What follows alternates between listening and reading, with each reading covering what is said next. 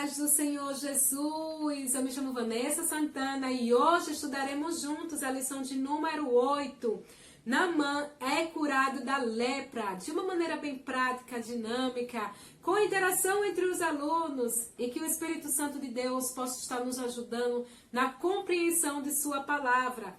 Este vídeo tem como objetivo auxiliar os professores de escola bíblica. E depois de uma leitura bem atenta do segundo livro dos Reis, no capítulo 5, nós partimos para o nosso estudo de hoje. E eu já começo indicando para que você, professor, inicie a dinâmica desta lição. Mas, contudo, seus alunos não podem perceber que se trata de uma dinâmica. Vocês estarão levando um vasinho contendo 2 chocolates, por exemplo. E vocês vão estar falando para a turma que sentiu o desejo de distribuir chocolates com a turma, com a classe, em forma de agradecimento pela presença deles, a participação deles nas escolas bíblicas. Só que deixou em um determinado local de sua casa e as pessoas de sua casa acabaram comendo esses chocolates e quando você verificou só tinha sobrado 2. Mas mesmo assim você os trouxe para poder distribuir para 2 pessoas, representando toda a classe. Porém, você vai dizer que não vai querer se comprometer em definir quem são essas 2 pessoas. E vai dizer para eles dizerem quem acha que deve receber esses 2 chocolates, que são essas 2 pessoas. Eles podem dizer, professor, então faça aí 2 perguntas, quem responder certo ganhará os chocolates. Ou entrega para aquelas pessoas que têm maior número de presença nas escolas bíblicas. Definido isso, você entrega para a pessoa que ganhou, pela definição deles, aquele chocolate. E lá no meio da lição é que nós estaremos concluindo essa dinâmica, essa pegadinha que nós fizemos com os alunos. Então, partindo para a nossa lição, nós temos esses 4 textos que estão aí na tela, que são textos, resposta de perguntas as quais nós podemos estar fazendo no decorrer da lição. E se você, professor, desejar estar distribuindo esses textos com os alunos, para que eles possam ler os textos e eles debaterem essas respostas dessas perguntas, que são perguntas justamente tiradas da lição bíblica. Já na introdução, o autor da lição, ele logo vem destacando que nós estaremos falando sobre a cura da lepra de Naamã. Naamã, ele foi curado da lepra justamente porque ele deixou de lado o seu orgulho e cumpriu rigorosamente aquilo que o profeta Eliseu estava dizendo para ele fazer. E a lepra, nos tempos bíblicos, nós vemos que era um caso muito complicado, era muito comum ter pessoas que eram afetadas, a sua pele, ele tinha doenças na sua pele, doenças dermatológicas. E algumas delas, até as pessoas tinham que ficar distante das outras pessoas, isoladas, para não contaminar as outras pessoas. Nós vemos aqui que este homem, Naamã, ele mesmo com lepra, ele continuava no convívio das pessoas, continuava com o seu trabalho. E nós vamos estar estudando sobre como é que foi essa cura que ele recebeu da parte do Senhor. Para começar, antes mesmo de iniciarmos no nosso tópico, nós vamos estar fazendo a pergunta para os alunos. Então, quem era este homem chamado Naamã? A pessoa que recebeu o primeiro texto, já pode estar lendo e dizendo, a classe pode estar debatendo, dizendo aquilo que está no texto de quem era este homem, Naamã. No primeiro tópico, vamos falar que Naamã, o chefe do exército sírio. Naamã era um comandante honrado. E nós vemos isso no texto da palavra de Deus. Vamos estar lendo.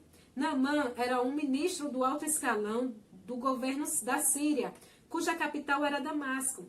A Síria havia atacado Israel várias vezes. Naamã era um comandante admirado e respeitado por todos devido às suas muitas vitórias em batalhas, mas era leproso e essa doença afetava sua integridade e o deixava vulnerável.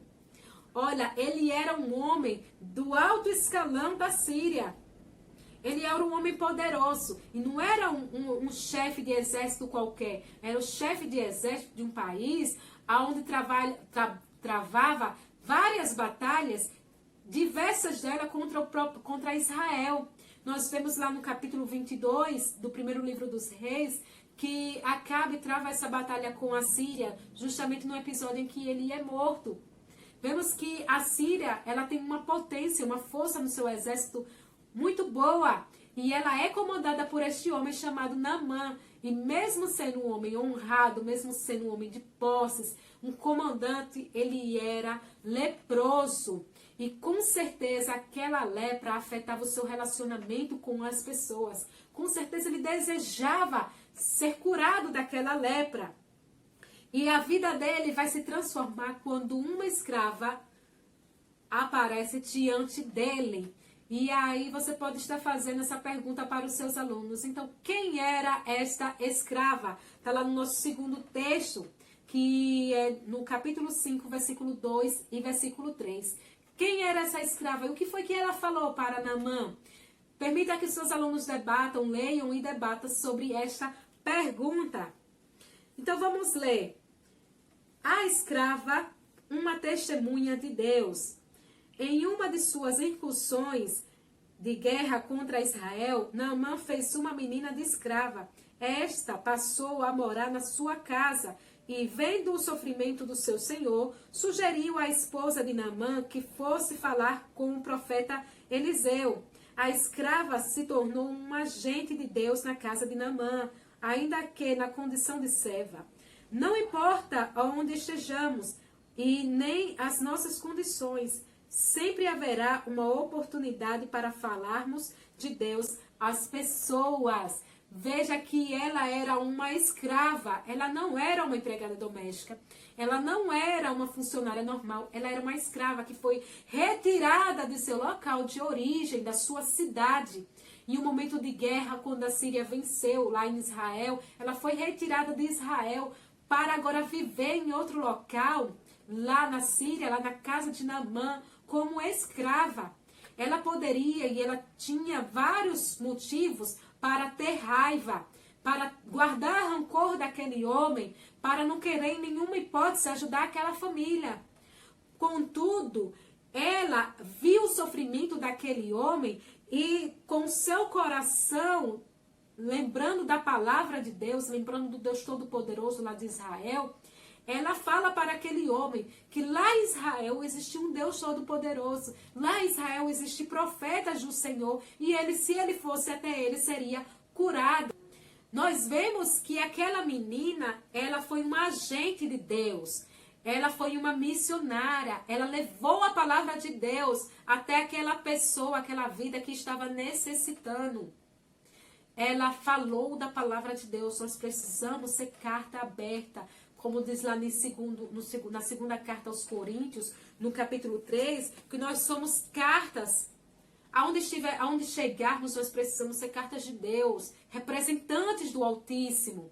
Aquela menina foi representante do Senhor e a vida dele mudou completamente. Aquele homem acreditou nas palavras daquela menina e foi em busca da sua cura.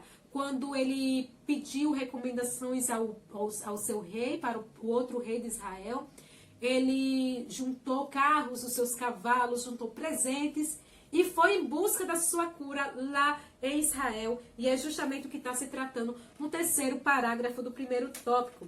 A caravana de Naamã. Naamã acreditou na palavra da escrava e foi até o seu rei a fim de lhe contar o que ela lhe dissera. O rei Ciro preparou uma carta ao rei de Israel, recomendando a cura de seu comandante, bem como enviou presentes. O rei de Israel, ao saber do que se tratava a visita de Naamã, ficou atemorizado e rasgou as suas vestes, pois acreditava ser essa visita um pretexto do rei Ciro para atacá-lo. Ele ficou atemorizado quando viu Naamã lá parado, com essa carta do rei da Síria, dizendo que ele estava lá para receber a cura. Ele ficou atemorizado. E agora, o que eu devo fazer? Isso mostra que o rei de Israel, ele não estava conectado com Deus. Por mais que ele ainda falou no versículo 7 do capítulo 5 do segundo livro dos Reis: por acaso sou Deus capaz de conceder vida ou morte? porque este homem me envia alguém para que eu cure da lepra. Veja como ele procura um motivo para desentender comigo. Aquele rei estava achando que aquilo dali era apenas uma cilada para provocar uma guerra, uma nova guerra. Ele não estava conectado, ele não entendia nada da parte de Deus. Por mais que ele fosse um Deus de Israel, que visse o poder de Deus agindo sobre aquele lugar, que conhecesse as histórias, os feitos poderosos de Deus, mesmo assim, ele não pensou que o Deus Todo-Poderoso era daquele local que poderia agir sobre a vida daquele homem Naamã. E ele fica atemorizado, rasga as suas vestes. Mas sabendo disso, o profeta Eliseu fala com o rei de Israel e diz: manda ele até mim, diga para ele vir até mim, porque você rasgou as suas vestes. Ele manda ele vir até mim, e ele saberá que é profeta de Deus em Israel. E aquele homem Naamã, ele foi com os seus carros, os seus cavalos, com toda a sua comitiva, até a casa de Eliseu, em busca da sua cura. E isso é o que está se tratando no segundo tópico, o mergulho no Rio Jordão. Nós vemos que Eliseu, ele não se importou com a pompa. Eliseu não se importou com a posição de Naamã. Eliseu sabia muito bem quem estava indo até a casa dele, sabia muito bem qual era a posição daquele homem, mas Eliseu não se importou com nada disso, e é isso que nós vamos estar lendo no primeiro parágrafo do segundo tópico. Ao saber sobre o que estava acontecendo e o porquê do rei de Israel ter rasgado suas vestes, Eliseu disse: por que rasgastes as tuas vestes? Deixa-o vir a mim e saberás que há profeta em Israel. Então o comandante Naamã foi até a casa de Eliseu, porém ele não o recebeu, mas mandou um mensageiro com as instruções do que ele haveria de fazer para ser curado. Eliseu, ele não se importou quem era aquele homem que estava chegando. Eliseu não preparou honras, Eliseu não foi cheio de formalidade falar com aquele homem. Eliseu simplesmente manda um recado por um mensageiro. Manda falar aquilo que ele deveria fazer. E isso é muito importante a gente entender que nosso compromisso é com Deus, não é com os homens. Com certeza, o Senhor instruiu Eliseu a fazer isso, porque aquele homem esperava reconhecimento de quem ele era, de qual posição que ele era. Mas ele precisava ser tratado. O seu orgulho, a sua arrogância, a sua posição, a sua situação de superioridade precisava ser tratada. Deus já estava tratando ele naquele momento, para ele perceber que diante do Deus Todo-Poderoso nós não somos nada. E Eliseu só manda um recado. Ele fica indignado porque não foi recebido da forma que ele gostaria de ter sido recebido.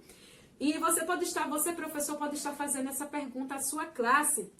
Qual foi a instrução dada por Eliseu e como Naamã esperava ser recepcionado? Como é que foi essa instrução que Eliseu deu e como é que ele gostaria de ser recepcionado? Porque Naamã também não gostou da forma do que ele deveria fazer, da instrução que ele deveria realizar. Então, terceiro texto que foi distribuído com os alunos, pode estar lendo no capítulo 5, versículo 10 e versículo 11, o seu aluno pode estar lendo e toda a classe pode estar debatendo esse questionamento. Nós vemos que Naamã, ele não gostou nada de saber que ele deveria ir até o Jordão e mergulhar 7 vezes, porque ele imaginava que o profeta Eliseu iria até ele, invocaria o nome do Senhor, colocaria as mãos, fazia todo um ritual que estava na mente dele com honras. Mas o recado foi: vá até o Rio Jordão e banhe-se 7 vezes. É justamente isso que está se tratando no nosso segundo parágrafo. A decepção e a cura de Naamã. O comandante Ciro esperava que o profeta o recebesse com honras e que lhe tocasse com as mãos, mas a ordem foi de mergulhar 7 vezes no Rio Jordão. A decepção de Naamã foi evidente. Foi preciso a intervenção dos seus empregados para que a ordem fosse cumprida. Contrariado, o comandante mergulhou 7 vezes no Rio Jordão e sua pele ficou como a de uma criança. Ele estava purificado da lepra. Vemos aqui que mesmo sendo contrariado, mesmo estando indignado porque não foi recebido da forma em que ele imaginava, mesmo assim, ele foi até aquele local, até o Rio Jordão, e Jordão significa o que desce. Era justamente o que Naamã precisava fazer. Ele precisava descer do seu orgulho, descer da sua soberba, para que o poder de Deus se evidenciasse na vida dele, para que o poder de Deus o curasse. Ele precisava entender que deveria ter uma vida de obediência, não era da forma que ele imaginava. Muitas das vezes as coisas vão acontecer, não é da forma que a gente imagina que deve acontecer. Mas é conforme a vontade soberana do nosso Deus. E a vontade soberana do nosso Deus era que ele mergulhasse 7 vezes naquele rio.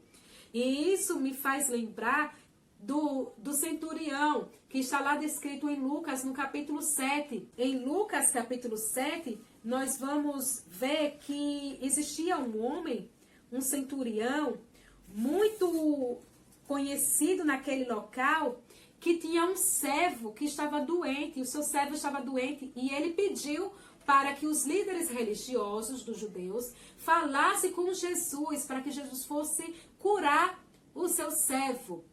E veja como é que esses líderes religiosos apresentaram este homem.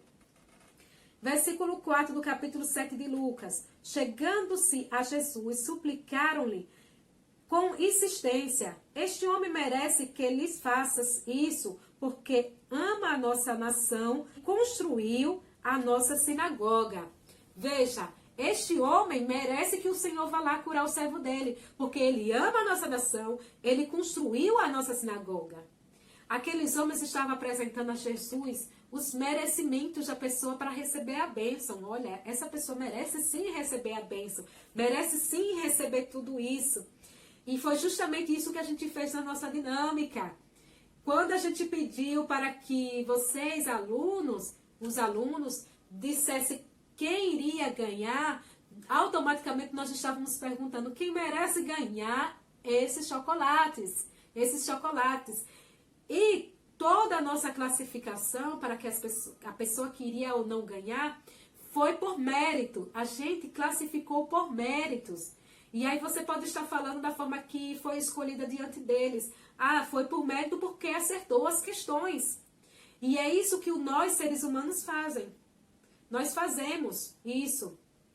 Nós classificamos as pessoas por méritos. Achamos que a pessoa merece ganhar determinada coisa e porque ela merece ganhar determinada coisa, ela vai receber aquilo. Naamã, ele imaginava que por mérito ele iria ser bem recebido, porque ele estava levando presentes, levando dinheiro, levando aquelas ofertas todas, ele iria ser recebido, iria receber a sua honra.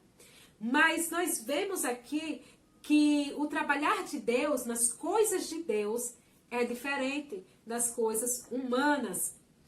Aqui, na questão do centurião, Jesus, quando ele vai até aquele servo do centurião, porque Jesus vai até aquele homem, quando ele está chegando perto, o centurião disse: Senhor, não te incomodes, pois não mereço receber-te debaixo do meu teto. Senhor, não merece ser recebido debaixo do meu teto. Veja a diferença. Ele foi apresentado como um homem que merecia receber tudo aquilo, que merecia receber a bênção que era curar o servo dele, porque ele era um homem que construiu a sinagoga. Mas agora esse próprio centurião chega diante do Senhor Jesus e diz: Senhor, eu não mereço que o Senhor chegue diante nem da minha casa. Dizei apenas uma palavra, diga apenas uma palavra que meu servo será curado. E essa atitude de humildade diante do Senhor foi admirável. Veja no versículo 9. Ao ouvir isso, Jesus admirou-se dele e, voltando-se para a multidão que o seguia, disse: Eu digo que nem em Israel encontrei tamanha fé. Nem Israel ele encontrou tamanha fé, uma fé em que se humilhou diante do poder de Deus, diante de Jesus, e reconheceu que apenas uma palavra, aquele servo seria curado. O servo dele foi curado. Naamã, quando ele reconheceu que ele precisava descer daquele orgulho, descer de toda a posição em que ele exercia, e mergulhar e obedecer, ele seria curado. E foi justamente o que Naamã fez. Naamã mergulhou 7 vezes no rio Jordão. Só que 7 vezes não significa que foi por conta desse número 7 que ele foi curado. Foi por conta da obediência e da fé dele de ir até aquele local e obedecer. Mas Deus, ele ainda opera milagres e não misticismo. É o que vem se tratando no 3º parágrafo. Porque muitas são as vezes que nós acreditamos que por conta do número 7 ou por conta de alguns rituais, as coisas irão acontecer. Vamos ver o que diz no 3º parágrafo. O número 7 que Eliseu usou representa a perfeição de Deus na simbologia hebraica. Entretanto, o episódio em 2 Reis 5 é o único que relata o uso desse número pelo profeta. Tal fato não nos dá o direito de usar uma forma de numerologia em nossos cultos ou campanhas intermináveis. Podemos e devemos invocar as bênçãos de Deus, pois esperamos o seu agir milagroso. Onde ele age, não é preciso numerologia ou superstições, pois o poder de Deus está acima de tudo isso. E mesmo que não haja um milagre visível, ele está agindo, pois a fé é confiar nele, mesmo quando as coisas não acontecem do nosso jeito. Não por acaso Jesus disse que muitos leprosos havia em Israel no tempo do profeta Eliseu, e nenhum deles foi purificado senão o Ciro. Muitos leprosos haviam naquele tempo, mas nenhum deles foi purificado como o Ciro, como Naamã. Por quê? Porque não era o fato de se banhar 7 vezes naquele rio que ele seria curado, e sim o fato da obediência, e sim o fato da fé em Deus. A gente vê aqui que existe ainda muito disso, muito misticismo. E esses rituais é como se fosse uma forma mais rápida de chegar até as bênçãos, mas na verdade estamos de forma mais rápida nos distanciando da presença de Deus. Pois Deus, ele nos quer por inteiro. Deus, ele não trabalha debaixo de rituais, debaixo de numerologia, debaixo de simbolismos. Deus, ele age debaixo da obediência, da nossa fé, da nossa entrega diante dele. Então, tomemos muito cuidado com relação a isso. Nós precisamos sim, devemos sim fazer campanhas, buscar a presença do Senhor, mas cuidado, porque esses simbolismos, eles não representam a graça, o poder de Deus nas nossas vidas. Eles representam apenas rituais. E não é isso que nós devemos seguir na presença do nosso Deus. E quando Naamã, ele saiu curado daquele rio, ele ficou vibrante, ele ficou muito animado. E ele volta até o profeta Eliseu agora muito grato por tudo aquilo. E você pode estar fazendo essa pergunta aos seus alunos. Depois de Naamã ser curado, ter a sua cura física, o que houve no coração dele? Qual foi a outra transformação que aconteceu na vida dele? E isso está no 2º livro dos Reis, no capítulo 5, versículo 15, 16 e 17. Nós vemos agora que Naamã já estava sendo um homem transformado. Diante daquele poder de Deus agindo sobre a vida dele, que foi a cura, ele chega para o homem de Deus, para Eliseu, e diz: agora sei que não há Deus em nenhum outro lugar, senão em Israel. Em outras palavras, ele estava dizendo: somente aqui há Deus Todo-Poderoso. Somente o Deus que vocês servem é o Deus Todo-Poderoso. Eu agora irei seguir a este Deus. Ele estava sendo curado de forma espiritual. Ele tinha tido a sua cura física, agora ele estava sendo tratado no seu espírito, no seu relacionamento com Deus. Ele agora estava tendo um encontro verdadeiro, uma entrega verdadeira para o Deus verdadeiro, deixando de lado todos os deuses a qual ele seguia lá na terra dele, e agora servindo unicamente ao nosso Deus. Mas também a gente vê no mesmo versículo 15, que ele diz, por favor, aceita um presente deste teu servo. Veja que ele usa agora a palavra teu servo. Ele está se reconhecendo agora como servo.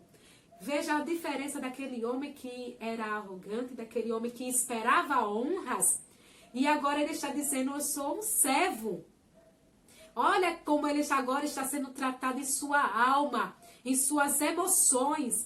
Ele agora está tendo uma mudança de vida. Ele realmente deixou o seu orgulho de lado, ele realmente desceu na presença do nosso Deus.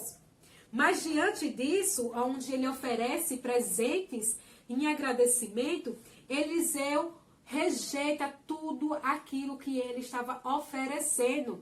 E é isso que vem se tratar no terceiro tópico. Geazi é acometido pela lepra, porque diante dessa rejeição, infelizmente a vida de Geazi, ela tomou um rumo muito ruim.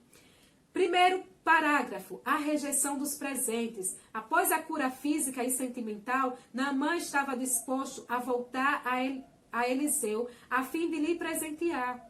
A Bíblia não deixa claro se esse presente foi o mesmo enviado pelo rei Ciro anteriormente.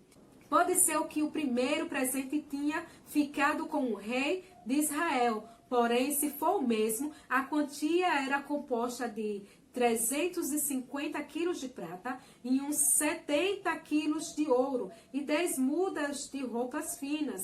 Um valor muito grande para ser rejeitado, mas mesmo assim Eliseu rejeitou os presentes. E por que Eliseu rejeitou esses presentes? Ele não poderia aceitar aqueles presentes? Poderia sim. Mas instruído mais uma vez pelo nosso Deus, Eliseu estava mostrando agora para Naamã que ele recebeu a cura através da glória divina do nosso Deus, do poder do nosso Deus. Não era uma moeda de troca, não era para ser comprado, não era agora para ser negociado com presentes. Ele ainda estava entendendo como era o agir de Deus. E ele ainda não era o momento para aceitar presentes, porque ele iria chegar naquele local dele, na Síria, e dizer tudo o que aconteceu, e dizer, eles nem aceitaram os presentes, nem aceitaram esse dinheiro, eles não aceitaram nada. Por quê? Porque esse é um Deus que não é ganancioso. Ele iria chegar para aquele local, iria dizer e propagar para todos que havia um Deus completamente diferente dos outros deuses que ele estava acostumado a ver, deuses de ganância, ao qual deveria se pagar, no qual deveria se fazer diversos rituais, diversas coisas, diversos sacrifícios que deveria se cortar. Não, esse Deus é completamente diferente.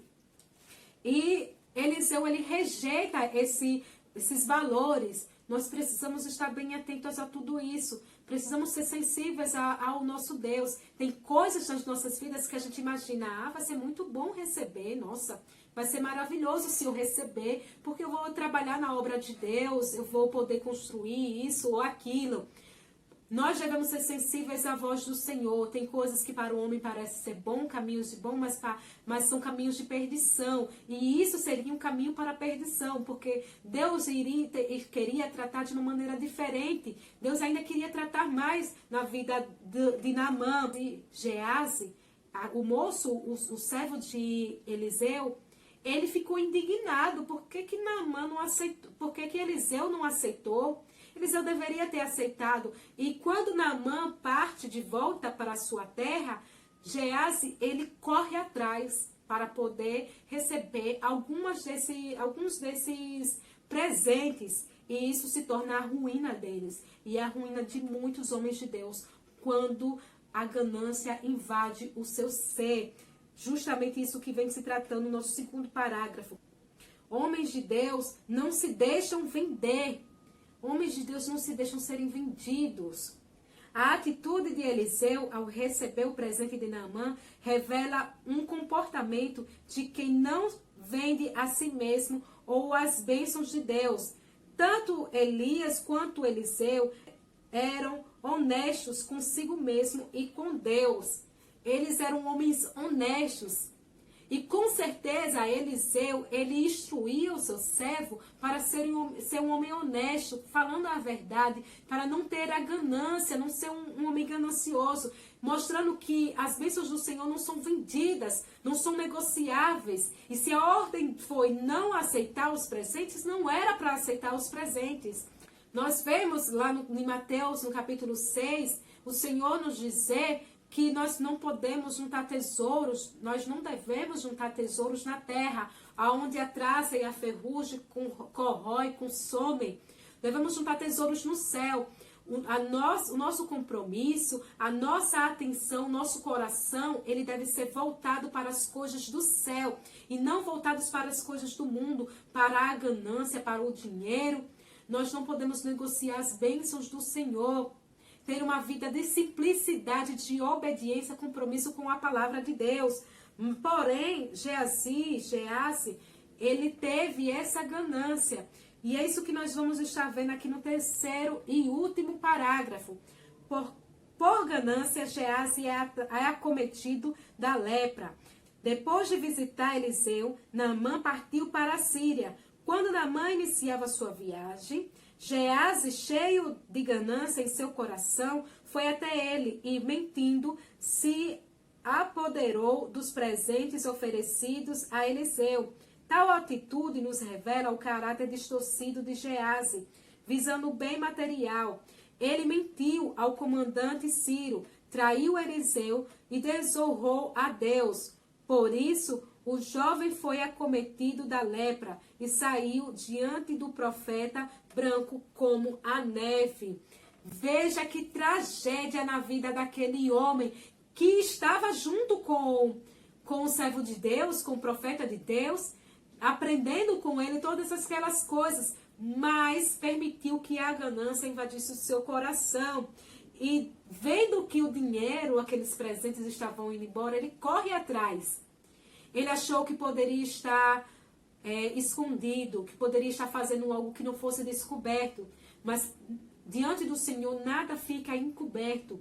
E ele mentiu, ele enganou Naamã, traiu Eliseu e desonrou a Deus com aquela atitude em pegar aqueles presentes, como se fosse Eliseu voltando atrás de sua decisão, e levar para a sua casa, esconder lá na sua casa.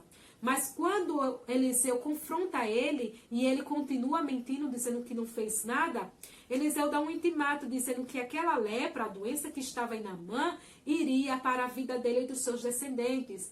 E Geazi sai daquele local já branco como a neve, já com a lepra. Nós vemos aqui em 1 João, no capítulo 2, versículo 16, diz: pois tudo que há no mundo, a cobiça da carne, a cobiça dos olhos e a ostentação dos bens, não provém do Pai, mas do mundo. A cobiça da carne, a cobiça dos bens, a ostentação dos bens, a cobiça dos olhos, ela não provém de Deus, ela provém do mundo. Quando temos esse tipo de atitude gananciosa, nós temos atitudes do mundo, atitudes mundanas, atitudes as quais, como diz lá em Provérbios, que a soberba precede a queda, o orgulho ele precede a queda. Então, são atitudes mundanas que nos encaminham para a queda, assim como aconteceu com Geazi. Ele destruiu toda a vida dele quando ele teve a ganância. E nós também lembramos de Adão e Eva no Jardim do Éden. Ele tinha tudo ali ao seu dispor. Ele só não poderia comer do fruto da árvore do conhecimento do bem e do mal. Porém, a ganância, o desejo de ser igual a Deus, de ter conhecimento, de comer aquilo que foi proibido, fez com que eles comessem daquele fruto e o pecado entrou na humanidade. Veja o quanto é perigoso a gente alimentar a ganância em nosso ser, que possamos ser firmes diante da palavra de Deus e não permitir que isso nos leve à ruína. Devemos viver debaixo da poderosa mão de Deus, seguindo as instruções do nosso Deus, e que possamos aprender a cada dia mais, tanto com esse erro de Geazi, quanto o acerto de Naamã em descer e permitir que a glória do Senhor cresça sobre a vida dele. E eu espero que esse vídeo possa ter te ajudado a acrescentar cada vez mais conhecimento. Nós, quando estudamos cada vez mais da palavra de Deus, nós somos acrescentados, crescemos no conhecimento de sua palavra, que possamos estar nas nossas escolas bíblicas falando cada vez mais da palavra de Deus com convicção, com entendimento, e que o Espírito Santo de Deus, ele fixe essa palavra em nossas vidas para que possamos seguir o caminho da verdade.